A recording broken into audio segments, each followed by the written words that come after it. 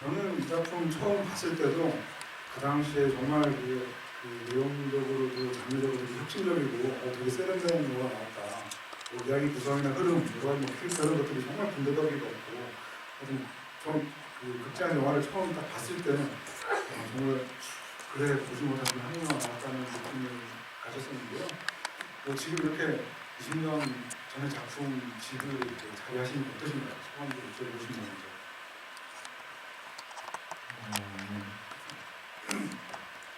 그때는 좀 무서운 거 같아요. 이게 20년 전 영화인데 이렇게 이런 것도 이제 시리즈들이 만들어지면서 또 계속 회자돼서 그런 효과들이 있었어요. 이렇게 20년 전 영화를 이렇게 끊임없이 회자되고 또 좋게 봐주시는 분들이 있는 자체가 되게 좋으면서도 영화스러우면서도 되게 영화 잘 만들었다는 생각이 뭐 이어서 질문 드리기 전에 그래도 이 작품이 좀 가지고 있는 의미랄까 그 당시 얘기를 조금 드려야 될 것 같은데요.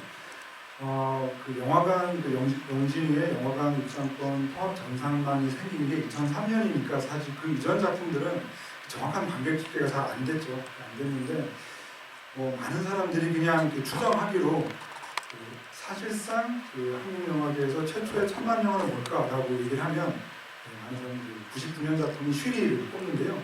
근데 사실 그 슈리가 등장하기 전해인 1998년에 이 여고괴담이 거의 1000만에 육박하는 관객들을 모으지 않았나 이렇게 또 많은 사람들이 얘기를 하는 작품입니다. 그래서 그 당시에 정말 그 학생들 사이에서 화제가 많이 됐고 사회의 어떤 신드롬에 가까울 정도로 그 뉴스에서도 등장할 정도로 화제가 됐던 그런 작품인데요. 일단 이 작품이 가지고 있는 어떤 이후의 어떤 파급력, 영향력 같은 것들은 사실 이 작품이 끝나고 난 다음에 올라가는 크레딧만 보셨어도 아실 것 같아요. 그러니까 이후에 장화홍련을 만들게 되는 오기민 프로듀서님이 계시고요. 또 그 미술로 표현되어 있던데 그 유승환 감독님도 당시에 미술 파트 연출을 보였죠. 유승환 감독의 이름도 볼 수가 있고요.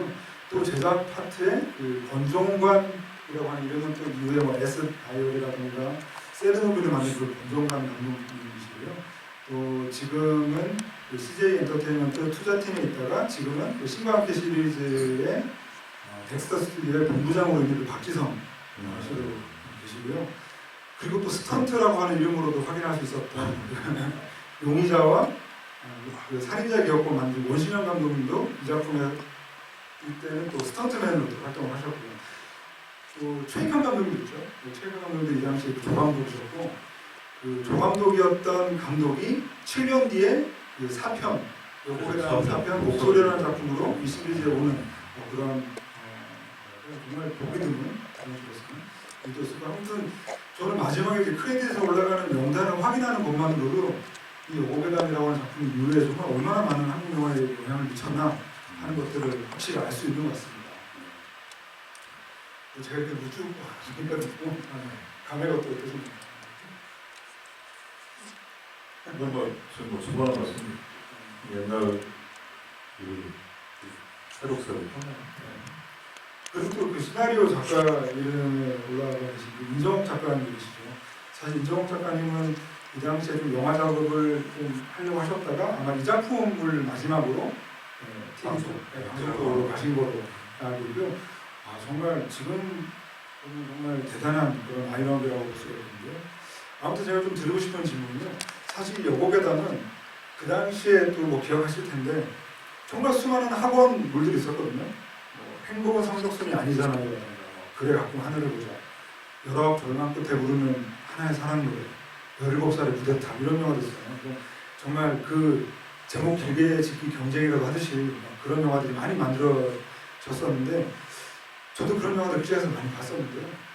사실 이 작품은 한국 영화계에서 오랫동안 그 흥행 장르였던 공포 영화랑 또 그 즈음에 유행했던 그런 어떤 낭만적인 학원을 그렸던 영화들의 어떤 좀 반전이라고 할 수 있는 그런 그 공포와 학원이 결합한 그런 작품이었었는데요. 그러다 보니 이 작품은 처음 시작할 때 여기저기서 계속 퇴짜를 맞았다고 제가 들었어요. 그 기획사 자체가. 그래서 굉장히 만들기 힘들었던 작품을 알고 있는데 어떻게 좀 이렇게 들어갈 수 있었던 건지 그렇게 입장 여쭤보고 싶습니다. 그냥 쉽게 제작이 들어가 힘들었던 거는 제가 알기로는 호러 영화라는 장르가 사실은 상업적으로 상업적인 가치가 없다라는 시절이었어서 일단 표방하고 있는 장르 자체 때문에 사실 쉽게 제작이 못 들어갔던 부분이 좀 있는 것 같고요. 근데 늘 그렇듯 어떤 영화든 다른 영화의 등장에는 누군가의 결단이 항상 따르거든요. 그래서 이제 이 영화의 제작 투자를 결정했던 분이 강석 감독님이셨어요. 그래서 그분이 이제 물론 그분은 이제 호러 영화를 좋아하는 분은 아닌 걸로 알고 있지만 어쨌든 이런 내용의 영화를 호러로 한다고 할 경우에 충분히 시장에서의 성취가 있을 것이다라는 결정이 이 영화가 제작된 가장 큰 계기였습니다.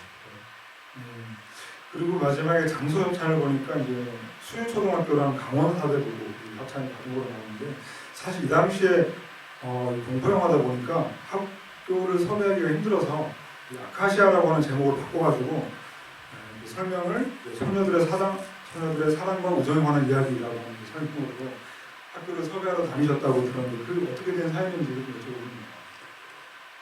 여쭤보겠습니다. 학교에서 목사님이 학생도 목을 매는 장면이 있고 또 선생님도 목을 매고 있는 장면이 있고 그래서 그 내용에 대한 거를 항상 많이 물어보고요.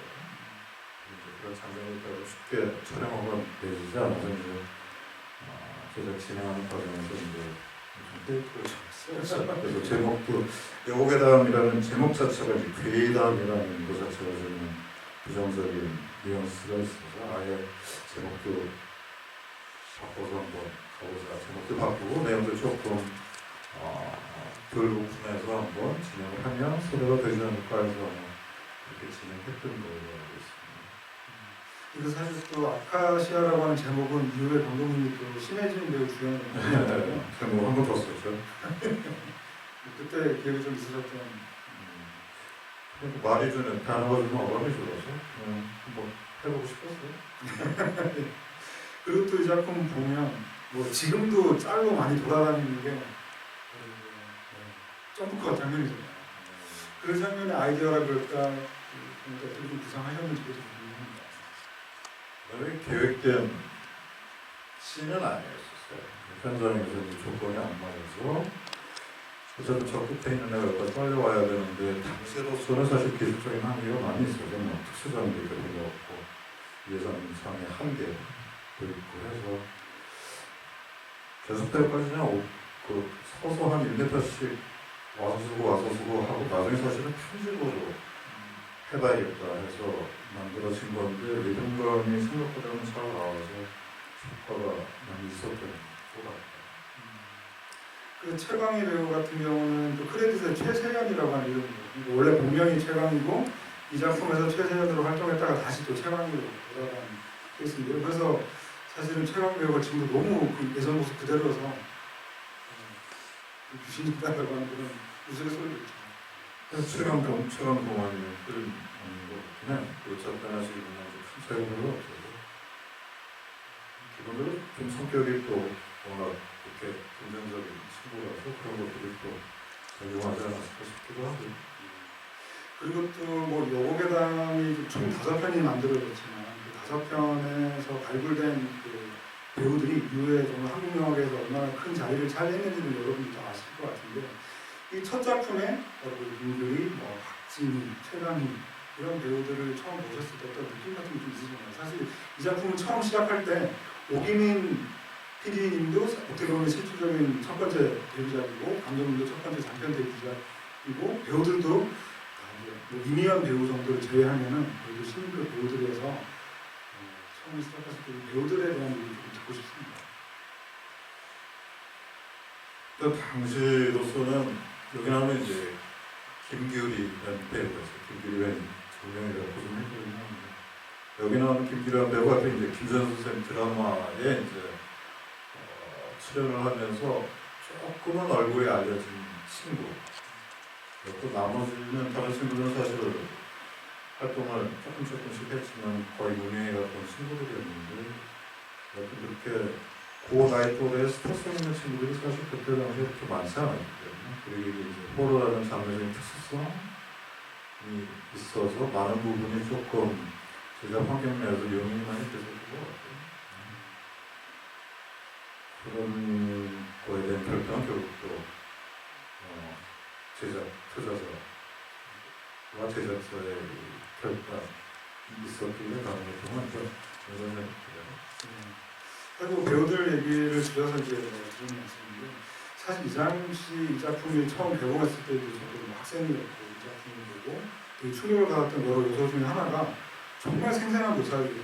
제가 아까 쭉 제목을 읽어드렸던 그 영화들 같은 경우는 반항아들이 등장하긴 해도 되게 어떤 낭만적인 학원을 그리는 그런 작품들이었죠. 근데 이 작품에 제가 깜짝 놀랐던 묘사 중에 하나가 그런 거였습니다. 화장실에서 이제 그 여고생들이 주고받는 대화 2년아 전년아 3년 이렇게 하면서 그 대사를 하는 배우가 또 이후에 낭만 자객이나 색소시고 같은 작품을 출연했던 그 신이라고 하는 배우죠. 여기서는 또 장승이라고 하는 또 본명으로 또 출연을 하는데요. 그 당시에 이런 그런 장면 묘사들이라던가 혹은 그리고 학교 선생님이 학생들한테 여과 없이 내뱉는 그런 얘기들 있잖아요. 시집이나 가라 부터 해서 여자가 교복이 옷이 이게 뭐냐 이런 식으로 하는 대사들을 너무나 되게 생생하게 잘 살려내서 저는 그런 점들도 그 당시 굉장히 충격이었는데 그런 점들 어떻게 보면 그 당시에 좀 감동의 어떤 일환이 있었던 부분들인지 처음에 오규민 PD가 저한테 그런 시나리오는 이제 큰 골격 정도는 있었어요. 여고가 있고 그다음에 죽음이 있고 전체적으로는 호러 영화라는 큰 틀이 있었는데 어쨌든 학교 가던 대로 학생이 등장하는 이상 현실적인 생성은 또 필요한 것 같다 해서 이제 연출 구성이 되고 나서 이제 말씀하셨던 지금은 더 훌륭한 감독이 된 후배들 최익환 감독이라든지 김지현 감독이라든지 이런 친구들이 같이 이제 사실은 여고생들에 대한 미팅도 조금 진행했어요. 그 여고생들에 대한 다양한 학교 내에서의 그러저런 상황들, 그래서 가령 귓볼을 만든다든지 아니면 그런 대화의 톤이라든지 이런 것들을 이제 자료들을 많이 취합을 했었고 그걸 기초로 해서 이제 시나리오를 전체적으로 각색을 하면서 그런 것들이 많이 반영이 됐었던 것 같아요. 또 제가 이 작품에 대한 이전 자료들을 보다가 되게 흥미로운 내용 중에 하나가 이 작품이 이제 1998년 2월 말 정도에 이제 크랭크인 한 거로 알고 있는데 사실 크랭크인 하기 전에 지금 보이게 그 김기영 감독님이 출연하시려고 했다라는 얘기를 들었거든요. 그 내용도 조금 말씀해 주시죠. 네, 제가 기본적으로 김기영 감독님을 너무 좋아하기 때문에 하고 사실은 그 여기다 들어가기 전에 제가 단편 아대망상이라는 걸로 이제 부산에 갔을 때 부산 영화 갔을 때 이제 김기영 감독님을 뵀었어요. 그래가지고 이런 호러를 준비하는 것 자체에 대해서 되게 좋아하시더라고요. 그런 영화를 하면서 농담처럼 이제 그분이 그 영화는 자기도 노래해야지 자기 마음대로 할 수 있어 이런 얘기도 막 하시거든요.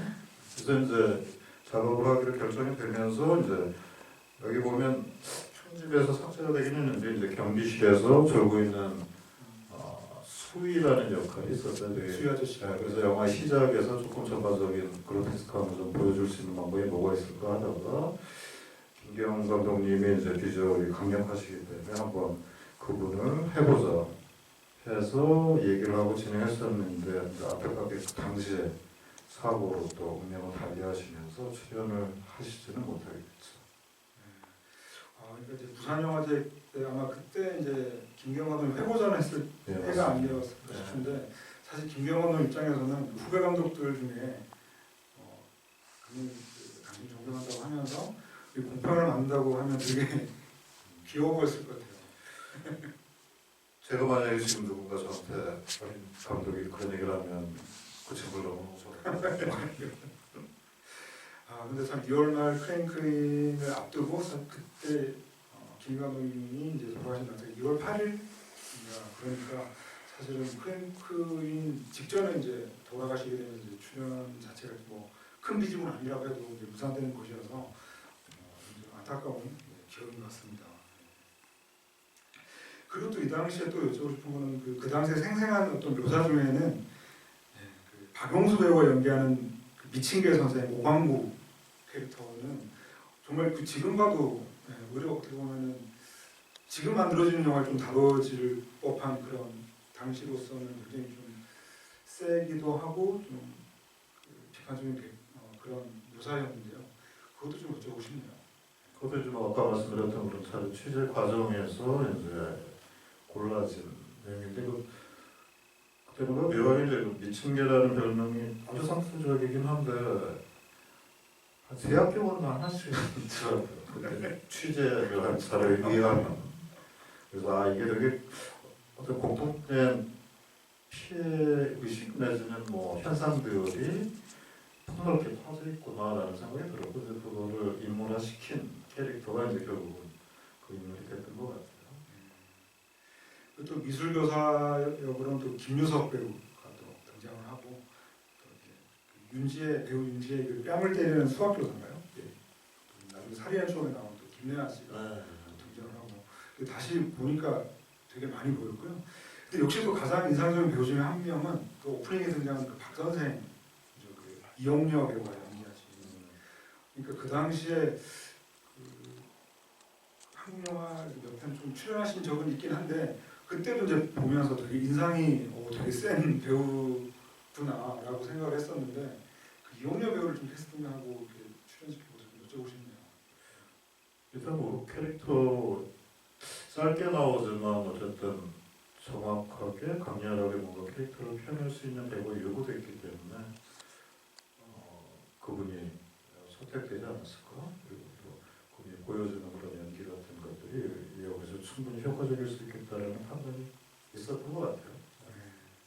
그래서 이용녀 선생님 이제 인터뷰 중에 보면 그런 게 있더라고요. 그 지금 이제 8월 크리스마스 때도 출연을 하셨는데 그 너무 인상이 쓰여서 그 사진관에 자기 사진이 이제 증명사진을 걸려 있으면 좀 약간 사실적인 느낌이 안 생긴다고 자기가 이제 증명사진 찍히신 거가 편집됐다고도 그런 얘기를 들었거든요. 근데 이 작품에서는 너무나 초반부의 분위기를 다 잡아주시는 그런 되게 효과적으로 작용했던 것 같아요. 그리고 또 이 여고괴담을 지금 시점에 다시 보면은 그 당시로서는 어떻게 보면 뭐 이렇게 그 천장에서 뭐그 피눈물처럼 그 피가 막 쏟아진다거나 혹은 복도에 있는 유리창이 하나씩 둘씩 계속 깨지는 장면이라던가 또 뭐 미술실에 이 두상들이 막 쏟아져 내리고 이런 장면들이 어떻게 보면 그 당시에 이런 영화가 없었기 때문에 이 작품에 참여한 뭐 연출부, 뭐 제작부 그리고 특수효과 팀들은 거의 뭐 맨땅에 헤딩하듯이 처음 시도했던 것들이 아닐까라는 생각이 들어서 그런 장면들을 연출하시는 데 있어가지고 어떤 어려움들도 조금 여쭤보고 싶네요. 일단 예서성의 한계가 많았던 영화였기 때문에 어떤 장면화를 시키는데 필요한 어떤 기술적인 부분 내지는 재정적인 부분이 많이 조금 한계가 있어서 거의 생노가다라는 수준에 그래서 가령 뭐 이렇게 교실 팻말이 흔들리거나 하는 것도 막 낚싯줄을 연결해서 유승환이가 저기서 잡고 제가 이쪽에서 잡고 타이밍을 맞춰서 뭐 흔들고 뭐 이랬던 기억이 있어요. 그런 식으로 하여튼 수작업을 많이 동원되고 그래서 뭐 물론 20년 전 영화긴 하지만 여전히 지금 막 저는 사실 그때도 조금 아쉬웠던 부분들은 기술적인 한계 이런 것도 좀 아쉽긴 했는데 어떤 그런 기술적인 한계를 좋게 전체적으로 좋게 봐주신 관객분들이 계셔서 위로가 좀 되는 것 같아요.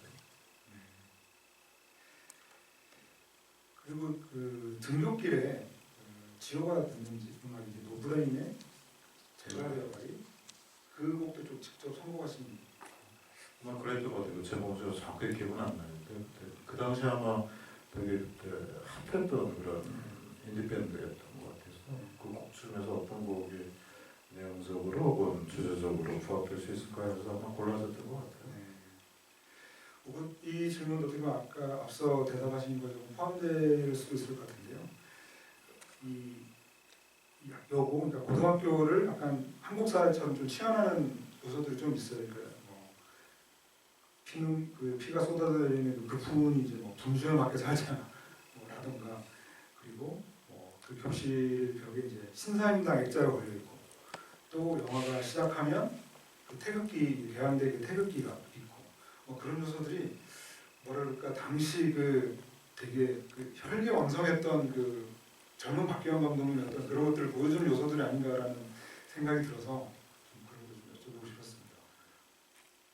뭐 영화 연출자로서 그 말하고자 하는 얘기 그리고 이제 거기에 포함되는 시청각적인 요소 같은 것들을 어떤 식으로 조합할 거라는 어떤 근본적인 욕구들이 다 연출자는 있기 때문에 저도 그 틀 안에서 아마 아주 진지하고 치열하게 고민했었던 것 같아요. 그 학교 촬영 자체는 좀 힘들지 않으셨나요? 사실 그다음 뭐 지금도 그렇지만 학교 촬영이라고 하는 게 학생들이 없는 뭐 주말에 또 찍어야 되고 또 이제 평일에 찍었다고 해도 학생들이 또 이 등교하는 거에 맞춰서 이게 청소하는 시간도 뭐 한두 시간 있어야 되고 하다 보니까 학교에서 촬영 자체도 서울만큼이나 좀 힘들지 않으셨을까 싶은데요. 그래서 실화적인 제안이 일단 기본적으로 학교 제 세트가 아니고 실제 이제 고등학교를 빌려서 찍었기 때문에 시간에 맞춰서 혹은 날짜에 맞춰서 찍어야 되는 부분들이 많이 있어서 계산을 많이 했던 것 같아요. 또 촬영에 대한 계획 같은 것들을 계산을 좀 많이 하고 그러니까 어떤 걸 포기하고 어떤 걸 집중할 건지에 대한 선택 같은 것들 뭐 이런 것들에 대한 고민도 많이 했었던 것 같고요. 포기가 빨라져요. 잘하려고 그러면 아무것도 안 되는 경우들이 좀 있어서. 사실 그 지금도 이제 그 박지성 본부장님이나 뭐 유승환 감독님 이렇게 김지훈 감독님 이렇게 최익현 감독님 이렇게 뵈면 이때 얘기들을 정말 많이 하시더라고요. 무슨 남자들 군대 갔다 온 얘기가 참거 아니지? 약간 그런 느낌도 좀 있죠. 그러니까 그분들 얘기 듣고 있으면은 그 당시에 이 여고괴담이라고 하는 어떻게 보면 그 되게 그 스텝 시절에 어떤 긍지를 얻던 작품을 얼마나 힘들게 만들었는지. 그 얘기를 이제 가끔 후배들이랑 같이 하는 가장 큰 이유 중에 한 가지가 연출부를 구성하면서 체력을 되게 강조했었어요. 영화는 체력이다. 그리고 이제 어려운 좀 조건이 안 좋을 경우에 그 조건을 뭔가 극복해낼 수 있으려면 체력이 중요하다. 그래서 체력에 대한 얘기를 제일 많이 했는데 여담이지만 그 최익환 감독은 체력이 이렇게 센 편은 아니었고 가장 왕체력이 유승환이었어요. 유승환. 성실함과 능력과 체력을 갖춘 유승환은 반드시 뭔가 할 거다 했더니 여지없이 최고의 감독이었던 것 같아요. 그래서 그분들이 이렇게 얘기하시는 걸 듣고 있으면은 이분들의 이제 여고괴담이라고 하는 작품이 주는 어떤 의미라 그럴까 뭐 이런 것들이 되게 크구나라는 걸 새삼 느끼게 되는 것 같습니다. 그것도 좀 여쭤보고 싶은 건요. 그 당시에 이제 아카시아를 만드셨고 또 이제 폭력서클이라고 하는 작품도 만드셨는데 그 상대적으로 여고괴담을 만들면서 어떻게 보면 그 충무의 대표 공포영화 감독 이런 식으로 계속 인식들이 오는 거에 대해서는 좀 이후에 좀 부담감이 없으셨나요? 여전히 보던 제가 뭐 원래 그러니까 대부분의 감독들이 비슷할 텐데 자기가 좋아하는 어떤 영화 그리고 자기가 보고 싶은 영화를 항상 만드는데 제가 좋아했거나 아니면 보고 싶은 영화가 이렇게 상업적으로 선명한 상업적인 목적이 뚜렷한 영화들을 개인적으로 그렇게 좋아하지는 않는 것 같아요.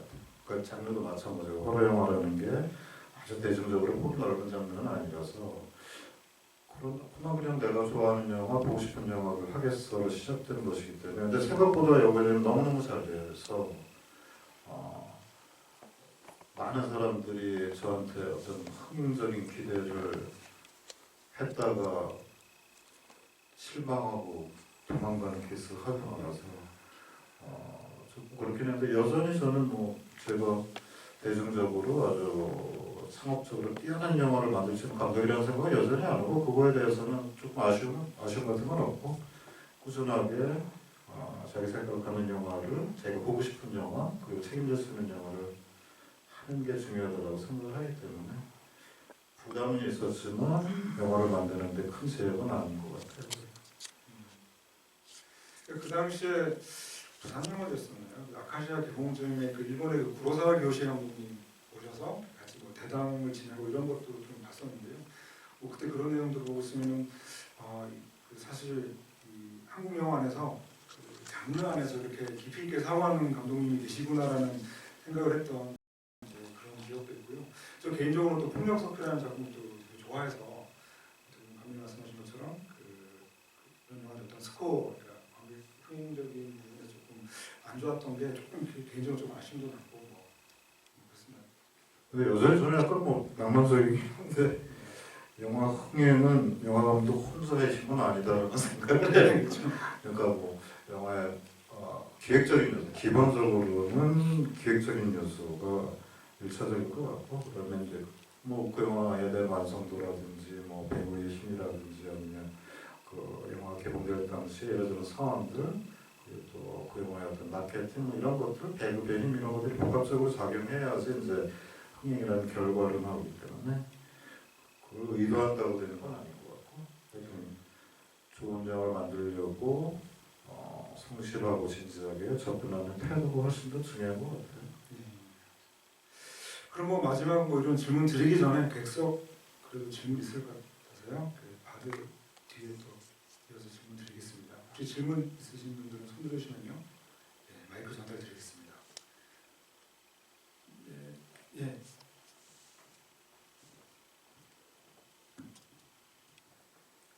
네, 영화는 잘 봤고요. 이제 소감이나 궁금한 게 하나가 있는데요. 소감으로는 이제 마지막에 정수기가 귀신이 돼서 다시 등교를 하는 장면으로 끝나잖아요. 그래서 예전에 봤을 때는 속편을 예고하는 장면으로 끝나는구나라고 생각을 했는데 지금 다시 보니까 정수기라는 인물이 어떻게 보면 영화 안에서 가장 영화 인물 같지 않은 느낌이었거든요. 그냥 현실의 여고생의 느낌, 늘 일상이 찌들어져 있고 열등감으로 사로잡혀 있고 이런 캐릭터가. 그래서 지금 다시 보니까 저 인물이 주는 게 끝나지 않았다. 현실에서도 끝나지 않은 그 일상들의 학생들의 모습을 담지 않았나 이런 생각 해보고요. 그리고 궁금한 거는 여지껏 1편부터 5편까지 다 배우들이 거의 신인에 가까운 배우들이잖아요. 근데 1편만 유일하게 주연에 이미연 배우가 나오잖아요. 5편까지는 다 신인 배우가 주인공이었고 어떻게 이미연이라는 그 당시에는 되게 큰 스타 배우였는데 어떻게 출연하게 됐는지 좀 궁금합니다. 그거는 되게 의도적인 부분은 좀 있었던 것 같아요. 이제 여고괴담을 시작을 하면서 학교에 대한 이런 얘기들을 담아가는데 당시 이제 아까 편집장님도 얘기하셨지만 그 앞전에 만들어진 학원물들 중에서 가장 이제 나름 제목도 내지는 그 있었던 의미가 많았던 영화 중에 하나가 행복은 성적순이 아니잖아 이런 영화가 9년 전에 있었어요. 이 영화 제작 9년 전에. 거기서 이제 학생으로 나와서 자살을 이뤘던 사람이 이제 이면인데 9년이라는 시간 동안 이 친구가 살아있어서 다시 학교에 돌아와 보니 여전히 학교는 끊임없이 이런 일들과 뭔가 악순환들이 다시 또 여전히 남아있더라라는 것들을 뭔가 연결짓고 싶은 욕심이 좀 있었던 것 같아요. 그리고 그 연결이 이 영화의 의미를 더욱더 풍성하게 해줄 거라는 어떤 연출자로서의 선택? 그래서 사실은 제가 주장하고 고집을 했던 부분이에요. 그래서 아까 말씀드렸던 이제 이 영화의 수제자인 강호석 감독님이 사실은 행복은 성적순이 아니잖아요.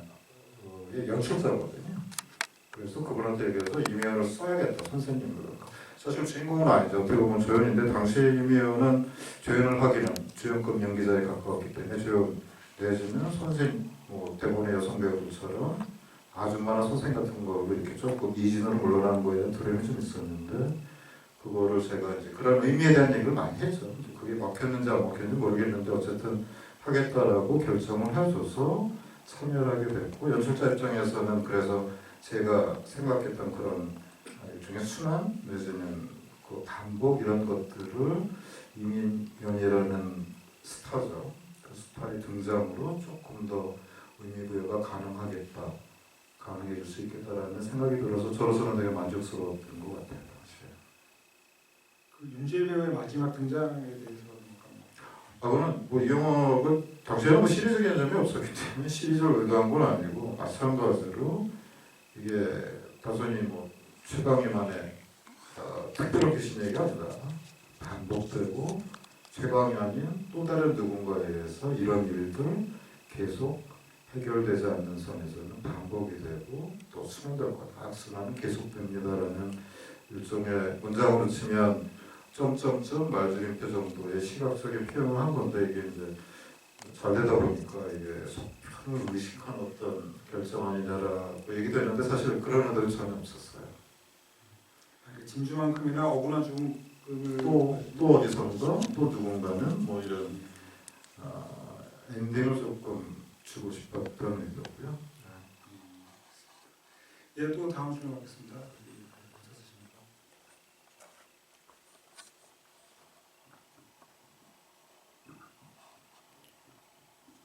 그 최강희 배우가 최강희 귀신이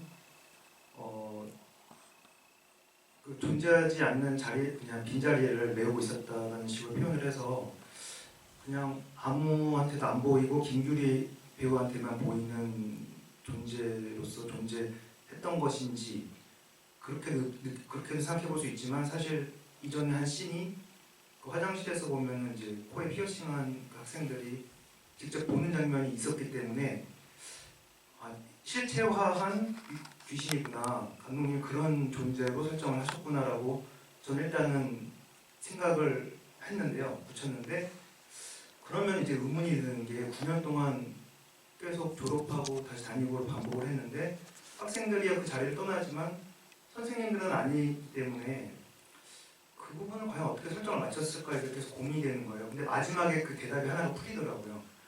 그 윤지혜 배우가 이제 자살을 한 다음에 다시 귀신에서 돌아왔을 때 처음에는 일반 보통 학생의 모습으로 등장을 했다가 나중에 이제 돌아가서 복도에서 뒤를 돌아보는데 윤지혜 배우 다시 얼굴 돌아오더라고요. 그래서 그러면 감독님의 설정은 그 최강희 배우가 그 최강희 배우 그 본래 모습으로 보이는 거는 김규리 배우한테만 그렇게 보이는 거고 이미연 씨랑 나머지 학생들한테는 다른 모습으로 보이고 있는 건가, 그렇게 설정을 들어가신 건가, 그게 궁금합니다. 그 부분은 여러분들이 정확하게 보신 것 같아요. 그 친구의 얼굴이나 어떤 이미지를 육화되었는지는 중요하지 않다. 그런 의식들, 그렇게 이제 버려진 존재들, 이런 상징이 중요하지. 그게 최강의 얼굴로 계속 처음부터 끝까지 있든 아니면 말씀하신 것처럼 윤지혜나 나중에 그 윤지 앞에 나온 친구가 이음이라는 친구인데 이음이로 보였던 돌아서니 윤지혜더라. 그러니까 그 얼굴이 중요한 건 아니다. 그런 존재, 그런 잊혀진 존재고 버려진 존재에 대한 인식이 중요한 거지 얼굴 자체는 중요하지 않다. 뭐 이런 생각이 좀 있었던 것 같아요. 그래서 사실은 논리적으로 따진다 그러면 극적 논리를 따진다 그러면 정확하게 보신 거예요. 그 부분은 좀 문제가 있었던 건데 그 부분이 별로 중요하지 않다라고 판단했던 것 같아요. 그래서 이제 그 부분을 굳이 누군가 문제 삼는다면 잘못했습니다라고 얘기하려고 했었거든요. 근데 이제 크게는 뭐 이야기의 전개나 아니면 이야기가 목적하는 바 혹은 주제의식 이런 것에 크게 영향을 안 준다고 생각돼서 조금은 무시하고 넘어갔던 부분이 있었던 것 같아요. 또 그 당시에 이제 저희 그 영화를 봤던 친구들끼리 얘기했던 것 중 하나가 뭐냐면요, 그 장진주라고 이제 JJ라고 이렇게 이니셜을 표기해야 되는데 그 최강희 배우가 연기한 그 윤재희라고 하는 이름이 물론 어이가 아니라 IJ이긴 하지만 약간 쉽게 연상된다라고 얘기하는 친구들도 있어가지고 그 이름을 정하는 거에 있어가지고 좀 어려움이 없어요. 제가 그 이름을 바꾼 거는 아마 그때 무슨 학원 드라마 같은 거에 출연을 했었는데 그 강이라는 이름이 너무 세다.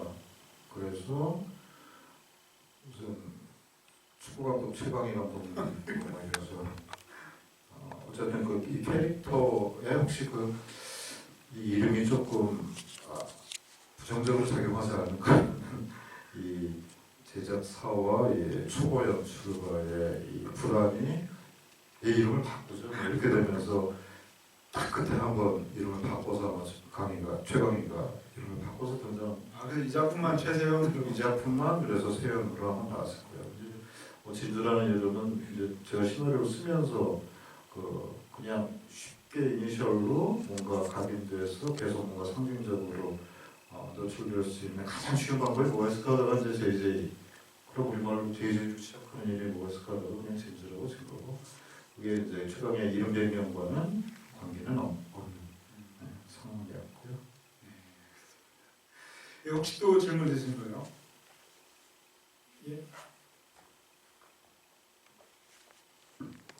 네, 오랜만에 학창 시절을 요거 시절을 보는 것 같아가지고 정말 잘 들었는데 저희는 그렇게 인격적으로 못된 선생님을 못 만났거든요.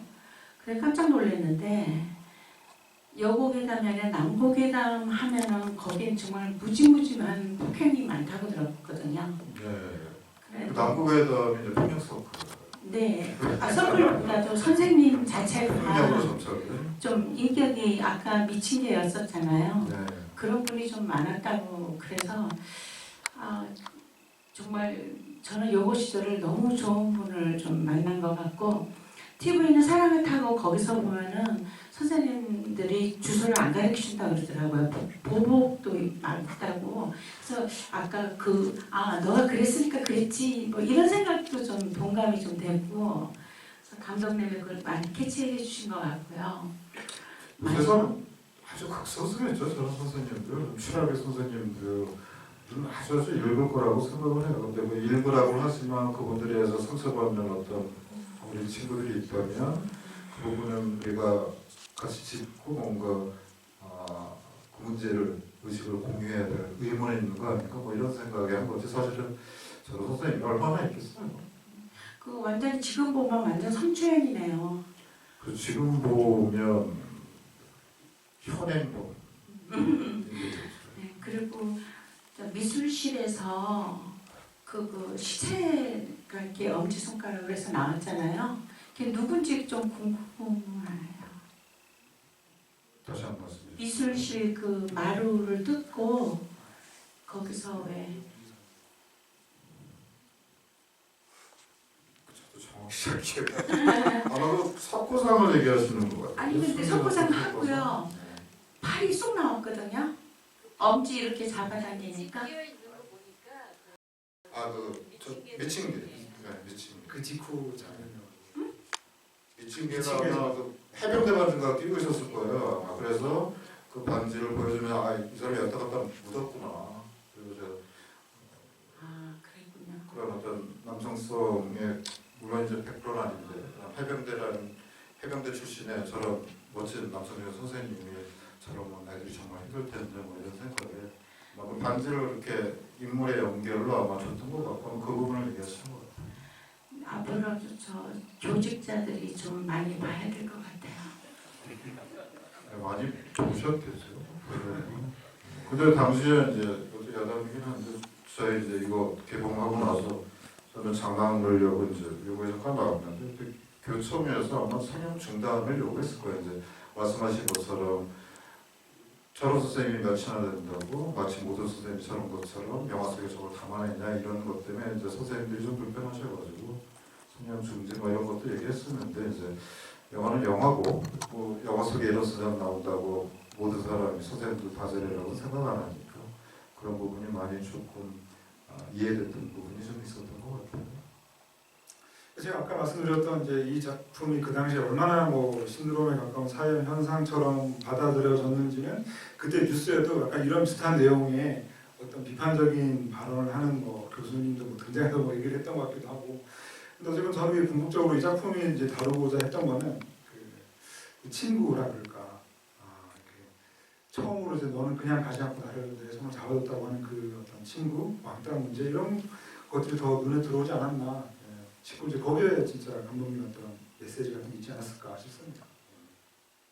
그래서 결국 이제 학생들이 조금 개인주의 성향이 강해지다 보니 저렇게 조금 소외되거나 아니면 조금 잊혀져 가는 친구들을 조금만 이렇게 손 한번 내밀면 조금 더 좋아질 수 있지 않을까 뭐 이런 되게 타임 같은 거 해주세요. 혹시 뭐 마지막 질문? 예, 저기 제일 네, 제가 그 20년 전에 영화 극장에서 봤었는데 좀 개인적으로 재밌었던 일이 그 친구들끼리 가가지고 중간에 최강희 씨가 이렇게 음료수 주잖아요. 캔 딸 때 여러 명이 같이 땄던 그런 기억이 있어서 오늘 아무도 안 계시네요. 그래서 그 앞에 계신 질문에 좀 연관된 질문을 좀 드리고 싶은데요. 그 아까 남자분이 하셨던 질문이었는데 그 이민현 씨랑 최강희 씨랑 붙는 씬이 마지막에밖에 없잖아요. 그게 좀 힌트가 아니었나 저는 싶고요. 그 다음에 여사님께서 하신 그 성추행 그것 때문에 그 귀를 자르셨는지 그 상당히 마지막에 그리고 천장에서 자꾸 초반부터 핏방울이 떨어지는데 그건 무슨 의미가 있는지 좀 알고 싶습니다. 일단 어떻게 보면 유치하긴 하지만 이제 일종의 상징으로 이 학교 자체가 우리가 눈에 본 것처럼 아까 말씀하셨던 거 아카시아 연세목처럼 아련한 어떤 기억 속에만 있는 건 아닌 것 같다. 이 학교 안에서 우리가 알게 모르게 묻고 갔던 그런 슬픈 사연들 혹은 버려진 존재에 대한 한이 이 교실의 어딘가에 다 숨겨져 있다. 그게 천장이 됐건 아니면 책상 위가 됐건 아니면 벽이 됐건 그래서 그런 것들이 학교에 있다라는 전제에서 이제 이 영화가 시작되다 보니 이제 그런 상징들을 심으려고 했었던 것 같아요. 저도 오래돼서 좀 가물가물하긴 한데 의도 자체는 그런 게 좀 있었던 것 같아요. 아주 디테일적으로 어떻게 조직됐는지에 대한 기억은 조금 희미한데 그런 의도가 아니었을까 싶어요. 예? 귀 말씀하시는 그것도 마찬가지로 그러니까 그런 지금으로 이제 아까 말씀하셨던 것처럼 지금으로는 이제 성수행인데 사실 그런 것들 이렇게 뭐 어깨를 만진다든지 이제 여학생들의 이제 그때 뭐 그런 자료도 있었던 것 같아요. 이제 속옷을 입고 뭐 속옷 끈을 등 뒤에서 쓱 흐른다. 이게 상당히 되게 소름 끼치는 지금으로 보면 성추행인데 이제 그런 것들을 사실 성추행으로 인지하지 못했던 시절이기도 하고 이제 거기에 대한 복수 내지는 그거에 대한 대가라는 개념으로서 아마 귀에 대한 얘기가 조금 나오지 않았을까 아마 그런 의도가 조금 있었을 거예요. 그거는 이제 아까 말씀하셨던 그런 사실 이게 식스센스 앞일 거예요.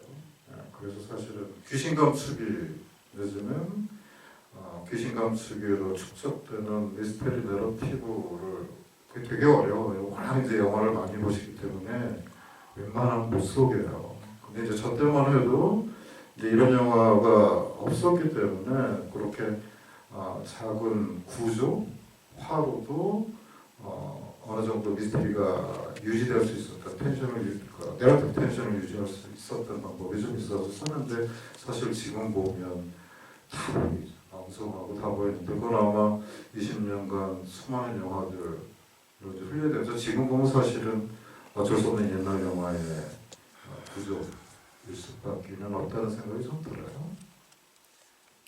감독님 그렇게 말씀하시지만 사실 저는 다시 보면서도 약간 시각 효과적인 부분에서 어떤 아쉬움들을 빼고는 말씀하신 요소들이 되게 그때나 지금은 되게 똑같은 긴장과 흥분을 보면 느끼면서 본 것 같습니다. 근데 이제 워낙 요새 또 장르 매니아들도 많고 그리고 장르 영화를 좋아하시는 분들은 그 소위 장르에 축적된 내러티브 방식에 대해서 워낙 이해가 높으셔서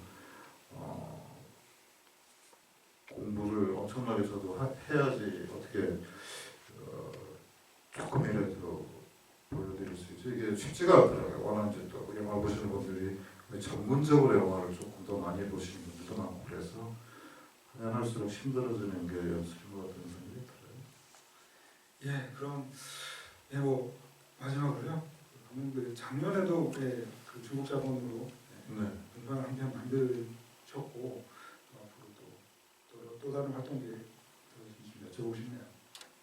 일단 저뭐 폭력수업 끝나고 영화를 만드는 거에 대해서 조금 회의적인 생각이 조금 있어서 다른 걸 뭘 해보다 방송 쪽 하다가 보니까 다시 이제 결국은 영화가 매력이 있구나라고 생각했는데 영화를 다시 하는데 제가 좋아하는 게 여전히 호러이다 보니까 근데 호러가 사실 이 자본으로부터 환영받지 못하는 장르라서 지금 근데 이제 뭐 올해 같은 경우에 군장 같은 게 잘 돼서 아마 호러 교육이 조금 더 움직여질 것 같긴 한데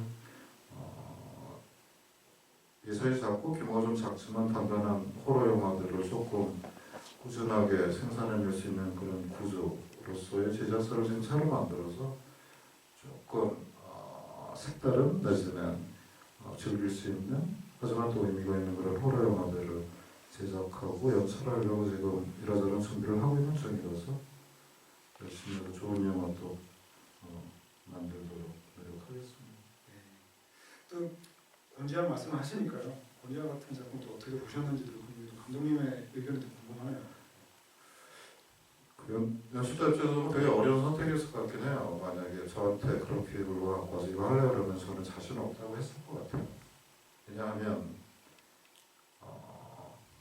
이 기획으로 새롭게 만들 수 있는 건 아무것도 없기 때문에 이미 우리가 충분하게 봐왔던 배우만 한국 배우들로 바뀌었을 뿐이지 봐왔던 패턴의 영화가 되지 않을까 라는 두려움이 저한테 너무 커서 아마 잘 못했을 것 같은데 이제 그 정우식 감독은 되게 용감했던 것 같아요. 그리고 그 용감함이 성취로 이어진 것 같고 저는 웬만한 호러 영화를 다 보는데 가장 최근에 본 호러 영화 중에서 가장 완벽한 리듬감을 갖고 있는 호러 영화예요.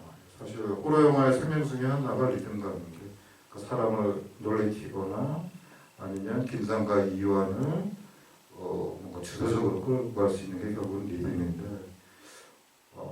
일단 이 기획 자체는 어떻게 보면 뭐 여기 제작자가 없기 때문에 이게 아마 베낀 건데 그거를 연출자가 가장 창의적인 리듬감으로 만들어내서 관객들에게 즐거움을 안겼던 영화 같아서 상당히 의미 있는 작업이라고 생각이 들어요. 예, 아직 소리내지 마세요. 네, 들으셨죠? 예, 아직 끝이 아니고요. 그 추첨을 이게 뭐냐면요, 정말 새 책인데요. 그 예전에 그 시네이천에서 영화 개봉점을 냈던 영화 소설이라고 합니다. 영화 소설. 완전 새 책이고요. 값은 당시 가격 6,000원이에요. 그리고 여기 보면 이렇게 부적도 있습니다. 정말 이게 하나밖에 없다고 하는데 제가 그냥 가지고 싶은 레어템인데 추첨을 통해서 드리도록 하겠습니다. 감독님 번호를 없는 1번에서 40번. 41번. 1번에서 41번 중에서 한 번호를 넣어주시면 33번이요? 33번 계십니까? 아, 있으시군요. 정말 축하드립니다.